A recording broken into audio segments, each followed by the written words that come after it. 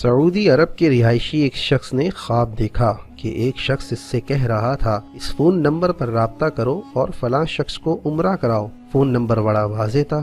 نیند سے بیدار ہوا تو اسے خواب اچھی طرح یاد تھا، مگر اس نے وہم جانا اور خواب کو نظر انداز کر دیا۔ 3 دن مسلسل ایک ہی خواب نظر آنے کے بعد وہ شخص محلے کی مسجد کے امام کے پاس گیا اور اسے بتایا۔ امام مسجد نے کہا فون نمبر یاد ہے تو پھر اس شخص سے رابطہ کرو اور اسے عمرہ کروا دو۔ اگلے روز اس شخص نے خواب میں بتلایا ہوا نمبر ڈائل کیا۔ اس شخص نے فون اٹھایا۔ اس سے ضروری تعارف کے بعد اس نے کہا مجھے خواب میں کہا گیا ہے کہ میں تمہیں عمرہ کرواؤں، لہٰذا میں اس نیک کام کی تکمیل کرنا چاہتا ہوں۔ اس آدمی کو اس نے فون کیا، وہ زور سے ہنسا اور کہنے لگا کون سے عمرے کی بات کرتے ہو؟ میں نے تو مدت ہوئی کوئی فرض نماز بھی ادا نہیں کی اور تم کہتے ہو کہ تم مجھے عمرہ کروانا چاہتے ہو۔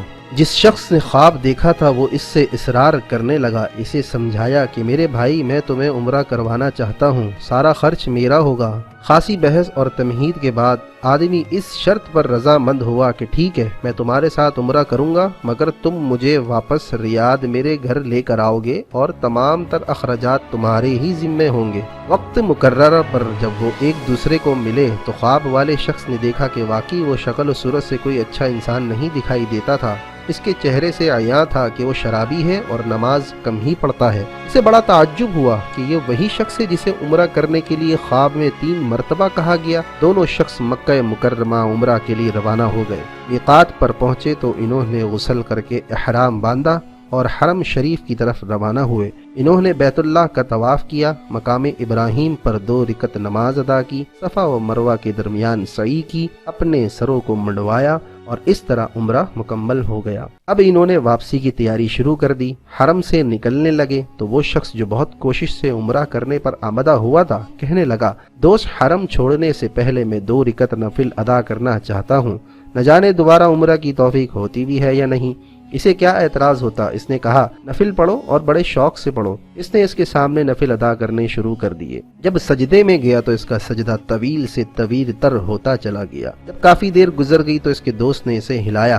جب کوئی حرکت نہیں ہوئی تو اس پر انکشاف ہوا کہ اس کے ساتھی کی روح حالت سجدہ ہی میں پرواز کر چکی تھی۔ اپنے ساتھی کی موت پر اسے بڑا رشک آیا اور وہ رو پڑا کہ یہ تو حسن خاتمہ ہے، کاش ایسی موت میرے نصیب میں ہوتی، ایسی موت تو ہر کسی کو نصیب ہو۔ وہ اپنے آپ سے ہی یہ باتیں کر رہا تھا۔ اس خوش قسمت انسان کو غسل دیا گیا اور احرام پہنا کر حرم ہی میں اس کی نماز جنازہ ادا کی گئی۔ ہزاروں فرزندان اسلام نے اس کا جنازہ پڑھا اور اس کی مغفرت کے لیے دعا کی گئی۔ اس دوران اس کی وفات کی اطلاع ریاض اس کے گھر والوں کو دی جا چکی تھی۔ خواب دیکھنے والے شخص نے اپنے وعدے کے مطابق اس کی میت کو ریاض پہنچا دیا، جہاں اسے دفن کر دیا گیا۔ چند ایام گزرنے کے بعد خواب دیکھنے والے شخص نے اس فوت ہونے والے کی بیوہ کو فون کیا۔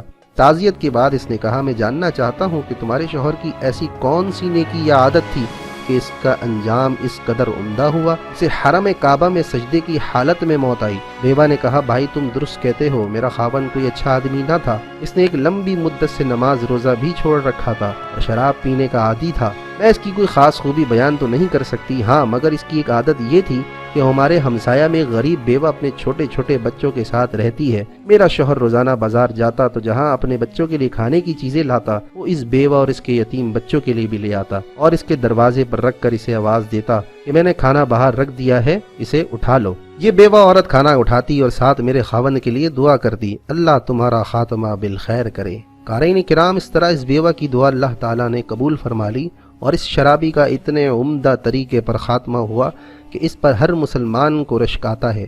قارئین کرام، اس بات کو ہمیشہ یاد رکھیے کہ اللہ کے رسول صلی اللہ علیہ وسلم کا یہ فرمان بھی ہے کہ بھلائی کا کام آدمی کو بری موت سے بچاتے ہیں۔ میں امید کرتا ہوں آپ کو یہ ویڈیو پسند آئی ہوگی۔ اپنا خیال رکھیے گا دوستو، ویڈیو کو لائک کیجئے، شیئر کیجئے، کامنٹ کیجئے اور اپنے دوستوں کے ساتھ بھی شیئر کیجئے۔ اللہ ہم سب کا حامی و ناصر۔ السلام علیکم ورحمۃ اللہ وبرکاتہ۔